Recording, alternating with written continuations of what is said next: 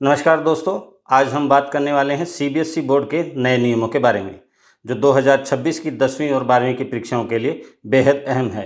अगर आप भी सीबीएसई यानी केंद्रीय माध्यमिक शिक्षा बोर्ड के स्टूडेंट्स हैं तो ध्यान दीजिए, नया सिस्टम पूरी तरह बदल चुका है क्योंकि शिक्षा सिर्फ परीक्षा पास करने के लिए नहीं बल्कि ज़िंदगी बनाने के लिए है।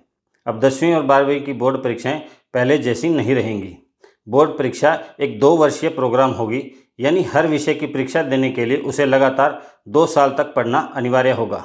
आइए जानते हैं सीबीएसई ने नए नियमों में क्या क्या बदलाव किए हैं। ये सारे बदलाव राष्ट्रीय शिक्षा नीति 2020 के तहत किए गए हैं। कक्षा 9वीं और 10वीं में छात्रों को 5 मुख्य विषय और 2 अतिरिक्त विषय लेने होंगे, जबकि कक्षा 11वीं और 12वीं में 5 मुख्य विषयों के साथ एक अतिरिक्त विषय की पढ़ाई करनी होगी। सीबीएसई ने कुछ कड़े नियम भी बनाए हैं। बोर्ड परीक्षा में बैठने के लिए अब 75% उपस्थिति अनिवार्य होगी। सभी विषयों में आंतरिक मूल्यांकन यानी इंटरनल असेसमेंट जरूरी होगा, वरना रिजल्ट घोषित नहीं किया जाएगा। कोई भी स्कूल बिना सीबीएसई की अनुमति के नया विषय शुरू नहीं कर पाएगा। अगर टीचर या संसाधन नहीं है तो वह विषय ऑफर नहीं होगा। इतना ही नहीं, साल 2026 से 10वीं की बोर्ड परीक्षा साल में 2 बार आयोजित की जाएगी। पहली परीक्षा सभी छात्रों के लिए अनिवार्य होगी, जबकि दूसरी परीक्षा सिर्फ उन्हीं छात्रों के लिए होगी जो पहली बार पास नहीं हो पाए या अपने अंकों को सुधारना चाहते हैं। दोस्तों, यह बदलाव सीबीएसई ने छात्रों की पढ़ाई की गुणवत्ता और अनुशासन को ध्यान में रखते हुए किए हैं।